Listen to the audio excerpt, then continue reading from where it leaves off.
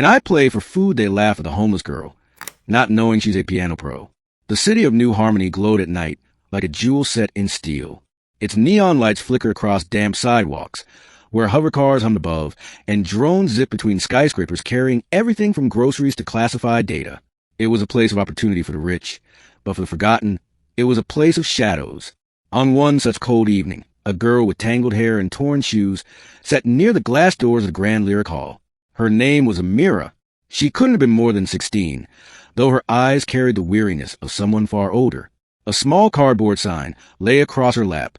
The edges had softened from rain. Can I play for food? Beside her, a battered keyboard with cracked keys rested in a broken case. Passers-by glanced at her, some with pity, others with annoyance, but most simply ignored her existence. The Grand Lyric was hosting the annual Neoclassical Gala, a gathering of the city's elites, philanthropists, and musicians. Tonight, the richest and most powerful dined on imported wines and cultured steaks, while a homeless girl sat hungry on the sidewalk, invisible. A group of young people in designer coats spotted her. One of them, a boy with slick back hair and laughter dripping like oil, pointed at her sign. Play for food? What is this, a medieval fair? He scoffed. His friends chuckled. Come on, sweetheart. You think anyone is going to give a damn about your noise? Amira's stomach growled, but she held her ground. I can play. Better than most in there. That only made them laugh harder. One girl in glittering heels sneered. What could you possibly know about music?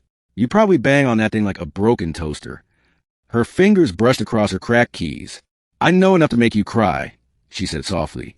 The group laughed again and swept inside the hall, their perfume and mockery trailing behind them. But one person had been watching from the shadows of the hall steps, a man in a dark coat, face partially hidden by a hood. His eyes lingered on Amira, and unlike the others, he didn't laugh. Instead, he tilted his head, curious, the hunger and the memory. Amira hadn't eaten properly in days. She wandered from shelters to abandoned subway stations, clutching the keyboard her mother had left behind before she vanished 2 winters ago. Her father had disappeared much earlier, one of the many who went to work at the orbital mines and never returned. Music was the only thing Amira had left, and she guarded it fiercely. Even on the coldest nights, when the rain leaked into her shoes, she would play, sometimes to warm her fingers, sometimes to drown out the hunger in her stomach, and sometimes because she believed that if her mother were still alive, she would hear it somehow. Amira's mother, Leora, had been a pianist at the Grand Lyric itself, before the city crushed her under poverty and debt. Amira could still remember sitting under the grand piano as a little girl, her mother's fingers flying across the keys, filling the air with music that felt like sunlight. Those memories kept her alive. And so, when Amira said her sign, "Can I play for food?" she wasn't begging. She was offering. The dare. Inside the Lyric Hall, the gala unfolded in luxury.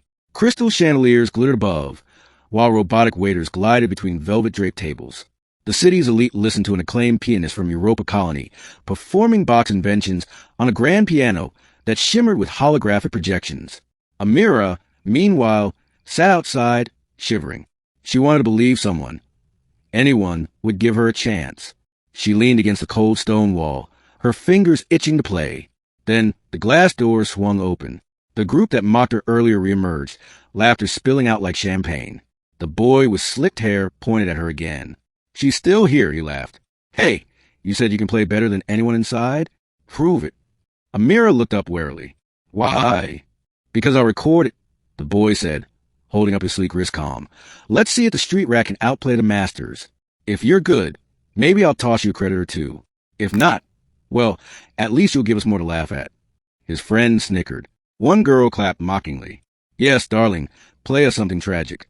Amira's pride wanted her to refuse, but her hunger won. She lifted her keyboard case, propped it open, and set the instrument across her lap. Despite the cracked keys and glitching circuits, it powered on with a faint hum. She closed her eyes. For a moment, she was back in her mother's small apartment. The faint smell of bread and lavender, the sound of laughter. Her fingers found the keys. And then she played. The first performance. The sound that emerged was not what the rich kids expected. It was not noise. It was not random banging. It was music, fluid, haunting, alive. Amira's fingers flew with precision, weaving notes into patterns that shimmered like light across water. Despite the damaged instrument, her skill filled the cold air with warmth. She moved seamlessly from classical progressions into improvisations that felt futuristic, bending harmonies in ways that spoke of both sorrow and hope. The laughing stopped. One by one, the group fell silent, their smirks erased. People passing on the street slowed. Even the doorman of the Grand Lyric stepped outside, drawn by the sound.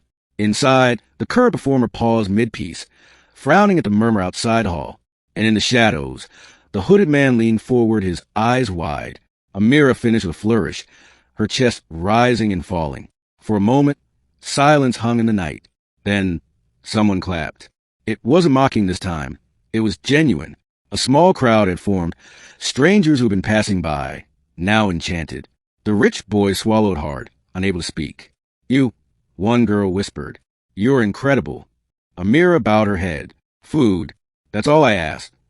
The revelation. The hooded man finally stepped forward. He was tall, with sharp eyes that seemed to hold entire stories. He reached into his coat and dropped a card onto Amira's case. It wasn't money. It was an invitation. The card shimmered with holographic lettering. "Tomorrow, Lyric Hall. Auditions for the Galactic Youth Orchestra." Amira's heart nearly stopped. That orchestra wasn't just famous. It was legendary. It trained the best across planets, blending human and alien music into universal symphonies. To be chosen was to be lifted from obscurity into the stars. You want me to audition?" she stammered. The man finally revealed his face. Gasps rippled through the small crowd. It was Maestro Orion Vale, the conductor of the Galactic Youth Orchestra himself. His name was known in every system where music was cherished. "Not want," he said quietly. "Need. What you did just now, that was not playing. That was living. You have something no academy can teach." Amira's throat tightened. "But I'm nobody. I'm just—" "You're a pianist," he interrupted firmly. "And tomorrow you will show the universe who you are." The struggle before the stage. That night, Amira slept in the corner of an old subway tunnel, clutching the invitation like it might vanish. She dreamed of her mother whispering, "Play, my star. Play until they hear you." Morning came, and with it, nerves. She had no dress, no polished shoes, no sleek instrument. She still wore her ragged coat, and her keyboard looked like it belonged in a junkyard. But when she entered the Lyric Hall the next day, something extraordinary happened. Instead of laughter, people moved aside. They whispered. Some recognized her as a girl from the street who had gone viral overnight, because the rich boy's recording had spread across the net. Millions had seen it. Millions had wept at the sound. Inside, rows of prodigies in immaculate uniforms waited their turn. They eyed Amira with skepticism, but Maestro Vale's presence silenced any complaints. When her turn came, Amira walked to the grand piano, a shimmering, pristine instrument unlike anything she had ever touched. Her hands trembled. She thought of her cracked keyboard, of her empty stomach, of all the time she had been invisible.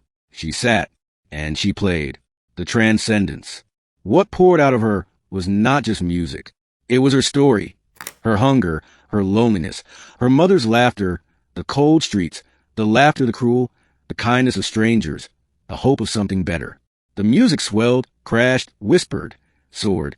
She blended ancient earth classical with rhythms she had heard from street performers, then twisted them with futuristic harmonies that seemed to bend gravity. The air itself seemed to vibrate. Some listeners closed their eyes and wept openly. Others sat frozen, afraid to even breathe. When the last note faded, silence filled the hall. Not the silence of indifference, but the silence of awe. And then, applause. Roaring, thunderous applause. Amira sat there, stunned, tears streaming down her face. Maestro Vale stepped forward. His voice shook with emotion. "Ladies and gentlemen, we have found not just a pianist, but a force of nature. Amira, welcome to the Galactic Youth Orchestra." The new beginning. In the days that followed, Amira's life transformed. No longer hungry, no longer invisible, she was given a place among the greatest young musicians in the system. Reporters clamored to tell her story. The homeless girl who played for food and captured the galaxy's heart. But Amira remained humble. On the night of her first performance with the orchestra, she returned to the same steps outside the Lyric Hall, her cracked keyboard at her side. A small group of homeless children gathered around, curious. She smiled. "Do you want to hear something?" And as she played, her music wrapped around them like warmth, like hope, like a promise. Because Amira knew her gift wasn't just for the rich or the famous. It was for everyone who had ever been forgotten, hungry, or silenced. And when the lights of the city flickered above, it almost seemed as though her mother was watching.